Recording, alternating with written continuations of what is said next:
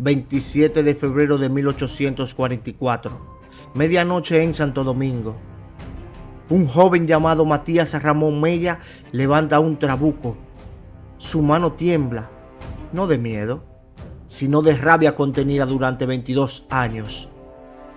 Este disparo va a desafiar todas las leyes de la guerra que conocemos. Piénsalo. ¿Cómo puede una población de apenas 125,000 personas enfrentarse a un ejército de 30,000 soldados profesionales? ¿Cómo puede un grupo de idealistas, algunos apenas adolescentes, derrotar a un imperio que controla toda la isla? Los haitianos tienen la artillería, tienen los números, tienen la experiencia de haber derrotado a los españoles y a los franceses. Los dominicanos tienen, ¿qué? ¿Esperanza? ¿Sueños escritos en papeles manchados de sangre? Aquí está lo que los libros de historia nunca te dicen. La independencia dominicana no debió funcionar. Militarmente era un suicidio. Políticamente era imposible. Estratégicamente era una demencia. Y sin embargo, Mella aprieta el gatillo, el trabuco rompe el silencio de la noche y comienza la guerra más asimétrica y más extraordinaria de toda Latinoamérica. Esta es la historia de cómo lo imposible se hizo realidad. 16 de julio de 1838, casa de Doña Chepita, calle del Arquillo, Santo Domingo. Mientras los fieles celebran misa en la iglesia del Carmen, 9 jóvenes se reúnen en secreto.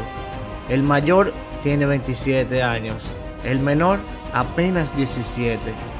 Su líder, Juan Pablo Duarte, acaba de regresar de Europa con ideas peligrosas: libertad, soberanía, independencia. Duarte sabe algo que nadie más entiende: este no es un club social, es una célula terrorista del siglo XIX, organizada como una red de hackers moderna. Cada miembro recluta 3 más. Estos 3 reclutan otros 3. Comunicación encriptada, identidades falsas, operaciones compartimentadas. Duarte les hace jurar con su propia sangre, no sobre la Biblia, sobre un documento que él mismo escribió. Las palabras son simples pero letales: Dios, patria y libertad. Para 1834, la Trinitaria tiene cientos de miembros. Las autoridades haitianas sospechan, pero no pueden probarlo. Es como perseguir fantasmas. Entonces, cometen un error fatal. Ganan las elecciones locales. Los haitianos entran en pánico, arrestan a los líderes, exilian a Duarte. Lo que los haitianos no entienden es esto: ya es demasiado tarde, la semilla está plantada y las semillas no puedes arrestarlas. En diciembre de 1843 llega el mensaje cifrado: es ahora o nunca. 24 de febrero de 1844, casa de Francisco del Rosario Sánchez. Los trinitarios se miran. Duarte sigue enfermo en el exilio. No tienen ejército, no tienen armas suficientes, pero tienen una ventaja que ningún general comprende: la desesperación organizada. Sánchez propone el plan: tomar la fortaleza Osama por sorpresa. Es como planear robar Fort Knox con un equipo de estudiantes universitarios, excepto que estos estudiantes han estado preparándose durante 6 años. Mella camina hacia la puerta de la Misericordia, carga el trabuco, las manos le tiemblan, pero no por miedo, por adrenalina, por rabia, por 22 años de ocupación. En la fortaleza Osama, un grupo de trinitarios soborna a un centinela haitiano. Las puertas se abren. Los guardias haitianos, confundidos y medios dormidos, se rinden sin pelear. 28 de febrero, 6 a.m. En la puerta del Conde, Sánchez levanta una bandera que nadie ha visto antes: roja, azul y una cruz blanca. Una nueva nación acaba de nacer. La ocupación haitiana terminó, pero la guerra apenas empieza. En Puerto Príncipe, el presidente Charles Gerard recibe la noticia. Su respuesta es simple: movilicen 30,000 soldados. 19 de marzo de 1844, Azua. Hace apenas 20 días de la independencia. Pedro Santana mira el horizonte. Es un ganadero rico con ejército privado. Básicamente un señor feudal dominicano. No es trinitario, no le importa la ideología de Duarte, pero sí le importa una cosa: que nadie le diga qué hacer en su propia tierra. Tiene 2000 hombres, la mayoría son campesinos armados con machetes y algunas armas viejas. Frente a él, 10.000 soldados haitianos, profesionales con artillería moderna. Aquí está el momento revelación. Santana comprende algo que ningún general europeo habría entendido. No puede ganar una batalla tradicional, así que no va a pelear una batalla tradicional.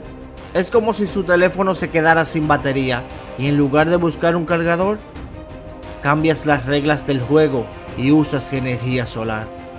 No luchas con las armas de tu enemigo, creas nuevas reglas. Santana ordena: táctica de guerrilla, hostigamiento constante, atacar y retirarse, convertir cada árbol en emboscada.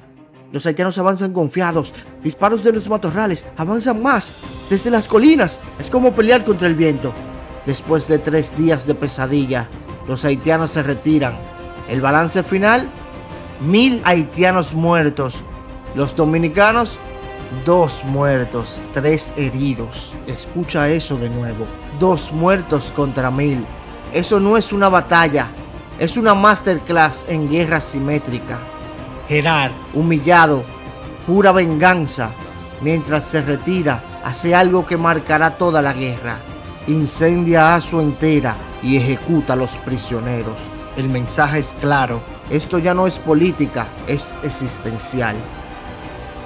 15 de abril de 1844, costa de Azua. Aquí hay algo que nadie esperaba. Una república de 3 semanas de nacida tiene que pelear una batalla naval. Armada Dominicana, tenemos 2 goletas, la María Chica con 3 cañones y la Separación Dominicana con 5. Básicamente 2 botes pesqueros armados hasta los dientes. Frente a ellos, una brigantina haitiana con 4 cañones más 2 goletas de guerra, ventaja haitiana en papel. Pero los comandantes dominicanos, Juan Bautista Maggiolo y Juan Bautista Cambiaso, tienen algo que los manuales navales no enseñan. Conocen estas aguas como su propio patio trasero. Es como un partido de baloncesto donde el equipo local conoce cada centímetro de la cancha, donde rechina el piso, donde la luz ciega al visitante. Ventaja de casa llevada al extremo. Las naves se acercan, los haitianos disparan primero, pero los dominicanos conocen las corrientes, se mueven más rápidos, más ágiles. 2 horas después, las 3 naves haitianas están en el fondo del océano. Todos los marineros haitianos muertos. Los dominicanos 0 bajas, ni un rasguño, ni una nave tocada. Aquí está la verdad que cambió todo. Esta guerra no la están ganando con más soldados o mejores armas. La están ganando con conocimiento del terreno, creatividad táctica y algo que ningún manual militar puede enseñar: la voluntad de no rendirse. En Puerto Príncipe, otro presidente cae, pero la obsesión haitiana por recuperar el este no muere con él. De hecho, apenas se está comenzando. 1845, 1849. Los años que nadie recuerda. Aquí está el problema con las guerras largas. Las victorias se vuelven rutinarias, los héroes se vuelven estadísticas, el sacrificio se vuelve normal. Septiembre de 1845, La Estrelleta, 1000 haitianos muertos, victoria dominicana. Octubre de 1845, Bel-Air, masacre haitiana, otra victoria dominicana. Diciembre de 1845, Puerto Plata, la escuadra haitiana encalla accidentalmente, 149 prisioneros, victoria por pura suerte. Pero aquí está lo que las cifras no te dicen. Cada victoria cuesta, no solo en vidas, en esperanza, en agotamiento, en preguntarse si alguna vez va a terminar. Imagina pelear el mismo jefe final en un videojuego una y otra vez. Ganas cada vez, pero el jefe sigue regresando. ¿Cuánto tiempo puedes seguir ganando antes de que el cansancio te venza. Y mientras tanto, en Santo Domingo la política se pudre por dentro. Santana y Duarte se odian, los conservadores y los trinitarios luchan por el poder. Duarte, el hombre que lo empezó todo, es exiliado por dominicanos. Aquí está la verdad brutal. Es más fácil luchar contra un enemigo externo que resolver tus conflictos internos. Los dominicanos están ganando la guerra contra Haití, pero perdiendo la guerra contra ellos mismos. Un nuevo presidente haitiano, Faustino Soulouque, se proclama emperador y tiene una obsesión: conquistar el este cueste lo que cueste. Moviliza 18,000 soldados. Esta vez no habrá piedad. Su orden es simple: maten a todos los dominicanos que encuentren. Los refugiados huyen hacia Santo Domingo. Las historias que traen son de pesadilla. Pueblos enteros quemados, familias ejecutadas. El terror ha regresado. Pero Soulouque no sabe algo. Está a punto de cometer el error más grande de su vida. Diciembre de 1855. De 6 años de relativa paz, Soulouque decide que es el momento del golpe final. Su ejército, más de 12,000 hombres, los mejores equipados de la historia de la guerra, cañones, caballería, infantería profesional. 22 de diciembre, Sabana de San Tomé, San Juan de la Maguana. Del lado dominicano, José María Cabral, un general que ha sobrevivido a 11 años de guerra continua. No es el más famoso, no es el más carismático, pero tiene algo que Soulouque no tiene: memoria institucional. Cabral es como ese profesor veterano que ha visto cada truco en el libro. No se impresiona, no se intimida, solo analiza y ejecuta. Los haitianos atacan en formación clásica, líneas de infantería, artillería al centro, como si estuvieran peleando en Europa. Cabral sonríe. ¿Ha visto esto antes? Ordena la misma táctica que ha funcionado por 11 años. Guerrilla, hostigamiento, conocimiento del terreno. Los haitianos no pueden disparar a lo que no ven. La artillería es inútil contra enemigos que aparecen y desaparecen como fantasmas. Después de horas de caos, los haitianos se retiran. Soulouque, el emperador que se creía invencible, huye en pánico, pero la guerra no termina ahí. 24 de enero de 1856, Sabana Larga, Dajabón. El general Juan Luis Franco Vidó enfrenta a los últimos restos del ejército haitiano, 8,000 soldados atrincherados. Esta es la batalla final, todos lo saben. Los dominicanos atacan con todo, no hay tácticas complejas ahora, solo voluntad, solo determinación, solo el deseo de terminar esto de una vez por todas. Cuando el humo se despeja, los haitianos han sido completamente derrotados. 12 años de guerra, 14 batallas mayores, miles de muertos en ambos lados. Se acabó. Los dominicanos han ganado la guerra, pero la pregunta sigue ahí: ¿ganaron la paz? 1856. La guerra terminó, pero el país está devastado. Pueblos enteros destruidos, economía en ruinas, una generación entera marcada por la violencia. ¿Y las divisiones políticas? Esas nunca se fueron. Aquí está la verdad que nadie quiere decir. Ganar una guerra de independencia es solo el primer paso. Mantener la independencia, eso es infinitamente más difícil. Los trinitarios tenían razón sobre la libertad, pero no tenían un plan para después de la libertad. Duarte muere en el exilio, olvidado por muchos de sus compatriotas. Mella termina en el olvido político y Sánchez es ejecutado por traición en 1861. Y Santana, el hombre que ganó las batallas más importantes, en 1861 entrega el país de vuelta a España. Sí, escúchalo nuevamente. El general que defendió la independencia la vende por protección y poder personal. Pero aquí está lo extraordinario. El pueblo dominicano dice no. En 1863, la guerra de la restauración, expulsan a los españoles de nuevo, esta vez sin Santana, esta vez sin líderes carismáticos, solo con la convicción de que la independencia no es negociable. 1867. Después de 23 años de intentos, Haití finalmente reconoce la independencia dominicana. No porque los dominicanos lo pidieran, sino porque ya no podían negarlo. Esta lección lo cambia todo. La independencia no es un evento, es un proceso. No la ganas de una vez y ya está.